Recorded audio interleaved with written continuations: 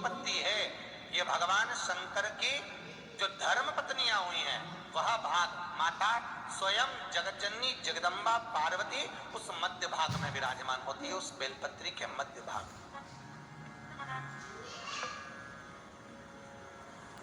बेलपत्री के मध्य भाग में स्वयं जगजननी जगदम्बा अम्बा माता पार्वती विराजमान हो जाती है। फिर कहा इस बेलपत्री का अगली जो पत्ती है दूसरे नंबर की, शिव महापुराण की कथा कहती है, लिंग पुराण कहती है, स्कंद पुराण कहती है कि दूसरे नंबर की जो पत्ती है इस पत्ती में भगवान ब्रह्मा द्वारा जो सृष्टि अर्थात जंघा से मनु और शत्रुपा को जो प्रकट किया है, उत्तानपात प्रियवत कन्या देहोति आकुति प्रसूति, इनका संपूर्ण ब्रह्मा के द्वारा निर्मित सृष्टि का सारा भाग द्वितीय पत्ती में विराजमान होता है। तो ब्रह्मा ब्रह्माणी के साथ में शिव की स्तुति के रूप में समर्पित हो जाते हैं। तृतीय भाग तीसरी पत्ती का जो भाग है महाराज, शिव महापुराण लिंग पुराण स्कंद पुराण कहती है कि एक पत्ती संसार में जन्मे हुए मनुष्य का जो भाव है, संसार में जन्मे हुए मनुष्य का जो दृष्टि गोचर है, संसार में जन्मे हुए मनुष्य का जो दृष्टि है, उसकी चित्तवृत्ति है, उसका मन है और उसकी कामना, उसका भाव तृतीय पत्ती में विराजमान होता है जो भगवान शिव को समर्पित होता है। अब दो पत्ती के बीच में जो डंडी है, दो पत्ती के मध्य भाग में जो डंडी है, पुराण कहती है, पद्म पुराण वर्णन करती है कि एक पत्ती और दो पत्ती के बीच में जो मध्य में डंडी है, इसमें 33 कोटि देवता, 33 कोटि देवता भगवान शंकर की आराधना करने के लिए मध्यस्थ विराजमान होते हैं, मध्यस्थ विराजमान। और महाराज दोनों पत्तियों के नीचे की जो भाग डंडी रहती है ये स्वयं नारायण और लक्ष्मी का प्रतिबिंब भाग रहती है, जो कि इसीलिए हम जब बेलपत्र को समर्पित करते हैं तो मध्यस्थ पकड़कर अर्थात दोनों पत्तियों के बीच का भाग पकड़कर हम इस डंडी के भाग को अपनी ओर रखते हुए समर्पित करते हैं, जिससे लक्ष्मी और 33 कोटि देवताओं का पुण्य हमें समर्पित हो, हमारे पास में प्राप्त हो। 33 भी आपको वर्णन किया। 1000 बेलपत्र पर एक शमी पत्र पूर्ण कर देता है। कितनी बेलपत्र पर? 1000 बेलपत्र आपने शंकर को चढ़ाई और एक शमी पत्र भगवान शिव को समर्पित करा, भगवान उसको स्वीकार कर लेता है। तो कहा क्यों? तो कहा शमी पत्र के एक एक भाग में, जैसे बेलपत्र मात्र माता पार्वती जी के अश्रु से प्रकट हुआ है, शमी पत्र शमी का वृक्ष उमा और महेश भगवान शंकर और पार्वती के मिलन से जो नयन बिंदु प्रकट हुआ, उससे ये शमी पत्र प्रकट हुआ, शमी का वृक्ष। तो कहा शमी पत्र की एक पत्ती के अंदर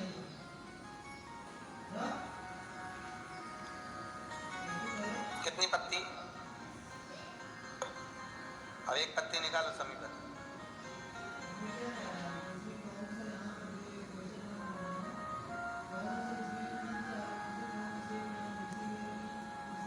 ठीक है। शमी पत्र की एक पत्ती के अंतर्गत सारा ब्रह्मांड, महाराज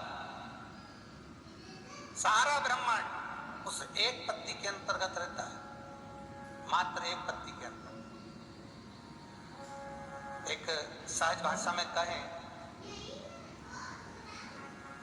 शमी पत्र का जब सावन के महीने की या भादो के महीने की आप कथा सुनना तो उसमें वर्णन किया है शमी पत्र का, तो उसका आप अगर वर्णन श्रवण करेंगे तो उसमें आपको ज्ञात होगा कि शमी पत्र के वृक्ष का पूरा महत्व उसमें समझाया है। अगर आप नहीं सुन पाए हो तो एक बार मौका मिले तो हमारे पेज पर जाकर और YouTube पर उस कथा को निकालकर अवश्य श्रवण करना कि शमी पत्र का क्या क्या महत्व आपको स्पष्ट किया गया। एक एक पत्ती संपूर्ण ब्रह्मांड का सुख शमी पत्र की एक पत्ती, संपूर्ण देवलोक का सारा सुख तृतीय पत्ती पर। मृत्यु लोक में जो सौभाग्यवती नारी होती है, जिसका सात्वित्व प्रबल हुआ, उस सात्वित्व का भाग पत्ती के एक एक अंश पर शमी पत्र पर समर्पित किया जाता है। महाराज शंकर को जब हम शमी पत्र समर्पित करते हैं, शिव महापुराण की कथा कहती है, अगर मनुष्य की देह धारण करी है और प्रदोष के काल में, प्रदोष के दिन, प्रदोष के समय पर यदि कोई भूल से भी एक शमी पत्र का पत्ता भी शंकर को समर्पित कर देता है, भगवान उमा महेश की कथा कहती है, भगवान शंकर की कथा कहती है कि वो जीव फिर नरक का गामी नहीं होता, वो वैकुंठ का वास कर कर अपने पूर्वजों को पुण्य फल प्रदान करता ही रहता है, वो नरक का वासी नहीं होता।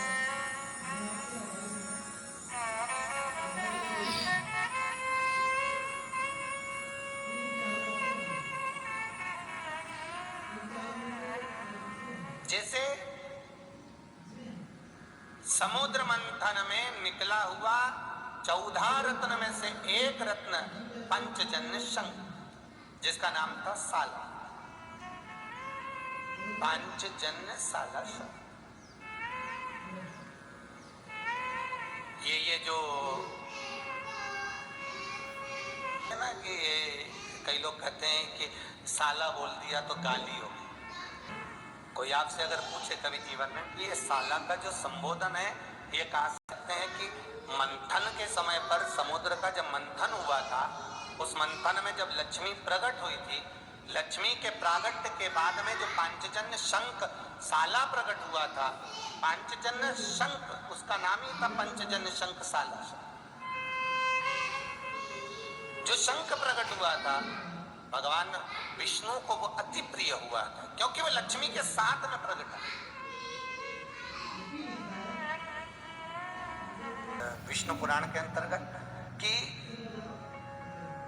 एक शंख के अंदर जल भरकर चांदी का सिक्का रख दिया जाता है, या चांदी का तार डाल दिया जाता है, या चांदी का सिक्का उसमें रख देते हैं, तो जीवन में घर में कभी संपदा की कमी नहीं होती महाराज। और वो जल जो व्यक्ति व्यापार करने जाता हो, दुकान पर बैठने जा रहा हो, किसी कार्य के लिए जा रहा हो, बस उस जल का सींचन कर कर, छींट कर या आचमन कर कर वो निकल जाता है।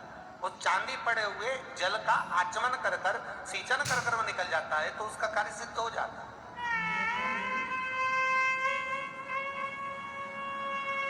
अब व्यवहारिक भाषा में अगर हम लोग कहते हैं, कई लोग एक दूसरे से कह देते हैं, बताओ उसने उसको साला कह दिया, साला कह दिया मतलब जैसे गाली दे। गाली शब्द संबोधन नहीं है, अर्थात भगवान विष्णु को पांचजन्य शंख का आनंद सुख प्राप्त है। भगवान विष्णु कहते हैं कि मुझे अधिक प्रिय है। क्यों? क्योंकि लक्ष्मी का भ्राता भी है, लक्ष्मी का भाई भी है, उसमें मेरा आनंद है। शिव की जो प्रीति है, भगवान शंकर का जो आनंद है, वो बेलपत्र शमी पत्र, बेलपत्र शमी पत्र।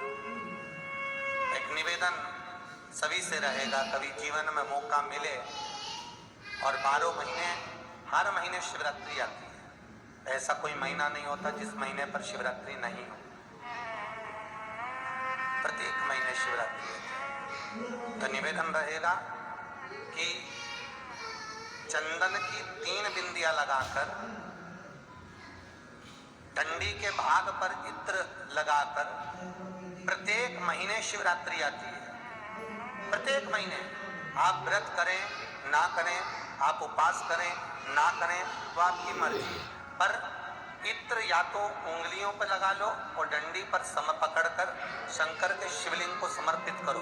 महाराज प्रत्येक महीने शिवरात्रि आती है, केवल 1 वर्ष का नियम ले लो कि मेरे को शिवरात्रि पर भले मैं व्रत नहीं करूंगी, उपवास नहीं करूंगी, भले मैं दान करूं ना करूं, पुण्य करूं ना करूं, सत्कर्म करूं ना करूं, पर जो तुम्हारी कामना है उस कामना को लेकर केवल हाथ में इत्र लगाकर, 3 चंदन की बिंदी लगाकर किसी भी एक शिव मंदिर में एक बेलपत्र समर्पित करूंगी। बस अगर आपने नियम ले लिया 12 महीने की शिवरात्रि का अगर आपने नियम लिया है तो आपकी जो मनोकामना है वो बाबा धीरे धीरे अपने आप पूर्ण करना प्रारंभ कर दे। मतलब एक नियम लेकर चले। फिर ये नहीं कि अगले महीने जब तुम्हारी भगवान पूरी कामना कर दे तो तुम 2 बिलपत्र कर लो है, फिर आने वाले समय में तुम 3-4 बिलपत्र कर लो, तुम्हारा मन है तो तुम लोग बढ़ाते जाते हो। एक माता जी आज सवेरे फोन कर कर कहती हैं विजय दुबे जी से, कहे गुरु जी से कहना हमारा काम हो गया था, हमने पशुपति व्रत करे थे हो, तो हमारे जैसी व्रत पूर्ण हुए, हमारा काम पूरा हो गया तो हमने फिर दूसरी बार पशुपति व्रत चालू कर दिया।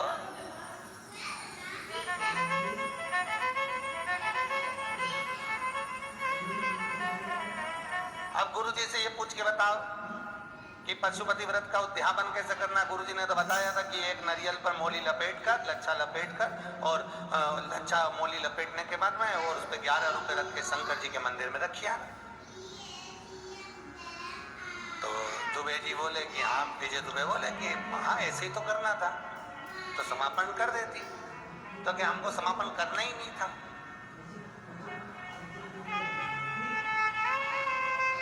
अब वो 5 व्रत पूरे हो गए, दिया भी पूरा लगा लिया, मालूम पड़े छठे व्रत से फिर चालू कर दिया और नारियल नहीं रख किया। तो विजय दुबे जी का हमारे पास में फोन लेके कहा कि गुरुजी ये मैसेज आया है और ये आप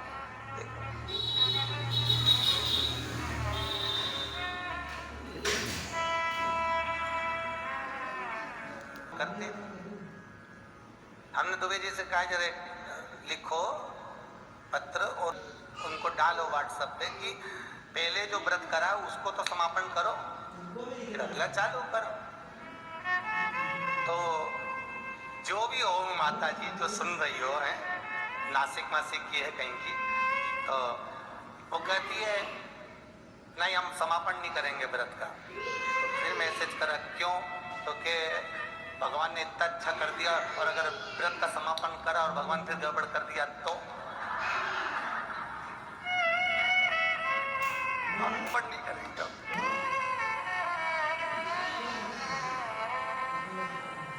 आज सवेरे आप सबका है वैसा नहीं। अब आज वो माता जी बोल के गई हमसे बहुत गलती हो गई, इसीलिए शायद फिर निवेदन करो।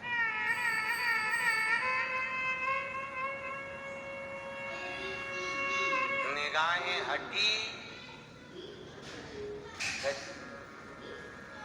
जब भी सुनने बैठो बहुत सावधानी से सुनो, कोई गलती ना हो, और अगर गलती हो रही है तो उसको समझो, दूसरी बार सुनकर समझो कि हमने गलती क्या करी जो काम नहीं हुआ, उसको समझना है।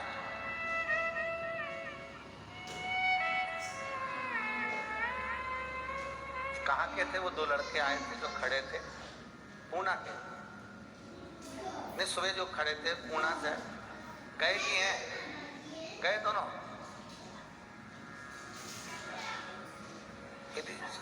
2 लड़के थे जो पूना में सर्विस लगी उनकी।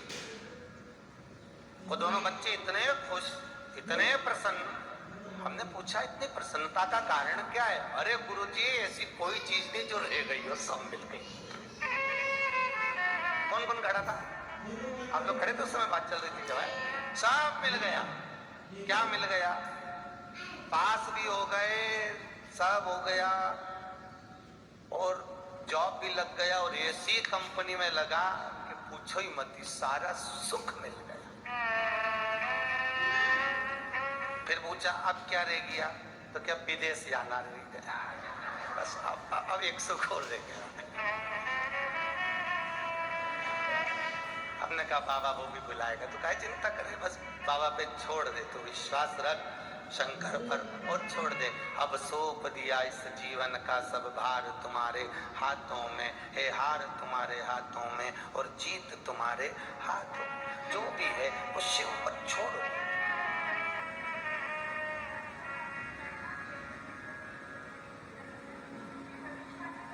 प्रदोष काल, शिवरात्रि के दिन तो कभी भी कर सकते हो। बेलपत्री जो समर्पित करना है शिवरात्रि के दिन, कभी भी किसी भी समय पर कर सकते हो। और जो प्रदोष काल का समय का जो नियम है, प्रदोष काल में ही करना है, प्रदोष के दिन ही करना है, उसका स्मरण आपको प्रदोष के दिन ही होना चाहिए। तो शिव महापुराण की कथा कहती है, माता ख्याति देवी शिव के सामने माता लक्ष्मी को समर्पित करते हुए कहती हैं, आप इन्हें स्वीकार करें। भगवान कहते हैं नहीं, ये बेलपत्री के वृक्ष के नीचे लक्ष्मी विराजमान होगी और मेरा स्मरण कर कर भगवान नारायण को प्राप्त कर ले। केवल पार्वती जी शिवलिंग का निर्माण कर रही हो और शंकर को पा रही हो, स्वयं लक्ष्मी ने भी शंकर जी के शिवलिंग का निर्माण कर कर भगवान विष्णु को प्राप्त करा था। और ध्यान देना, हम शंकर भगवान के शिवलिंग का निर्माण कर कर लक्ष्मी को प्राप्त कर सकते हैं, बेबहू को प्राप्त कर सकते हैं, सत्ता को प्राप्त कर सकते हैं। ऐसा कोई सुख नहीं जो मनुष्य प्राप्त ना कर सके, ऐसा कोई सुख नहीं महाराज जो मिलेगा। बस निवेदन वही है कि मेरे भोले बाबा को अनाड़ी मत समझो।